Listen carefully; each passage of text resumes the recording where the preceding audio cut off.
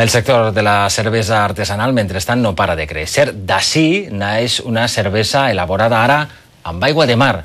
El seu nom és El Boquerón. Segons els experts, és una cervesa fàcil que agradarà a tots els públics i que, per descomptat, destil·la un aroma carregat de iode.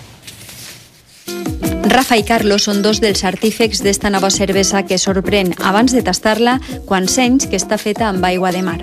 Nos encontramos la socarrada de Mediterránea Agua de Mar en un evento gastronómico y de ahí surgió la idea de unir los dos mundos, puesto que estamos en el Mediterráneo y los dos conceptos van de la mano.